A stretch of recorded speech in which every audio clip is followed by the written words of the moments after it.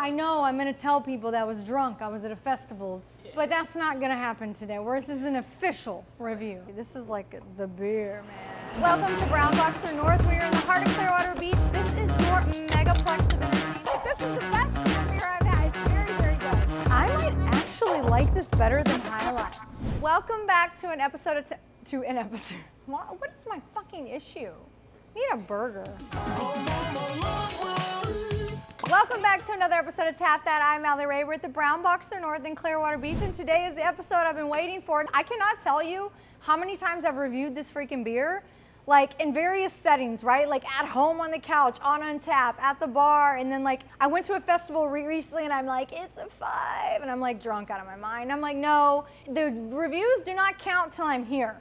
This is where the review counts, right? Because I'm in a semi-sober head right now, and I'm actually going to evaluate it in a controlled setting because I know this beer is great. Like everybody knows this beer is great, right? Today, by the way, we're doing Parish Brewing's Ghost in the Machine. You already seen it.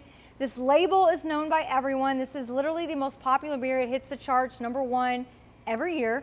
This beer is very, very good, but I want to give it like an official rating because last time I was drunk, I gave it a 5, and I don't give shit a 5 because if I give something a 5, then nothing can ever be beat. You know what I'm saying?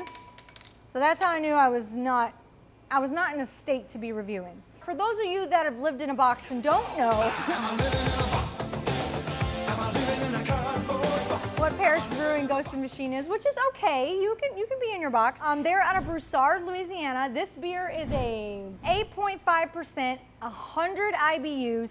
It is a double IPA. It is incredibly popular and thick, and I could tell you so much about it. So the last time I had one of these, well, I was at the festival, and then we did like shooting all day with the New York Post one day, remember?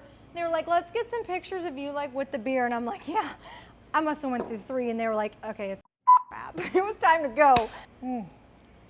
The smell, if I could describe it to you, is guava, pineapple, just complete fruit.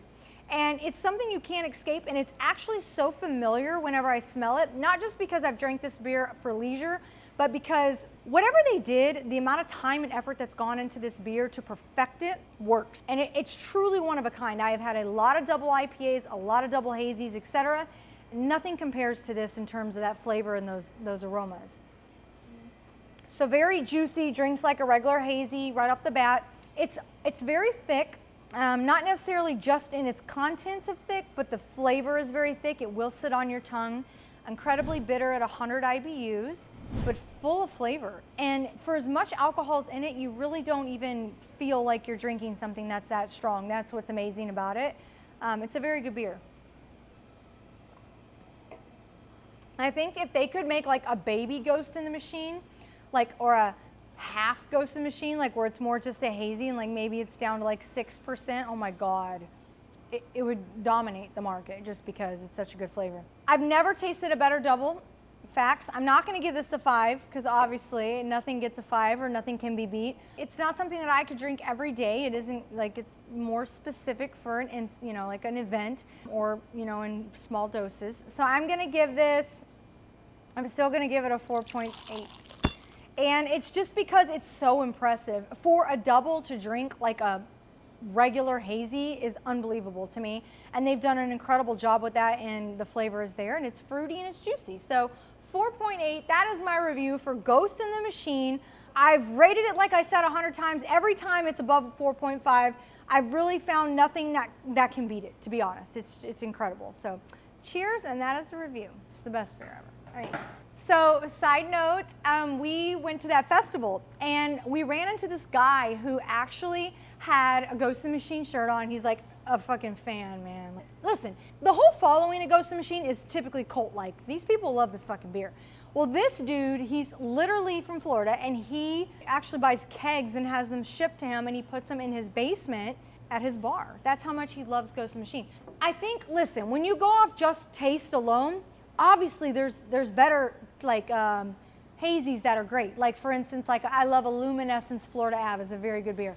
But you can't be in that category because this is a double, and most doubles taste like really, really, really alcohol-y and not so juicy and smooth. And the fact that they're able to punch and put all that in there and make it taste like that is really where my high score comes from, because they do an amazing job. They really do.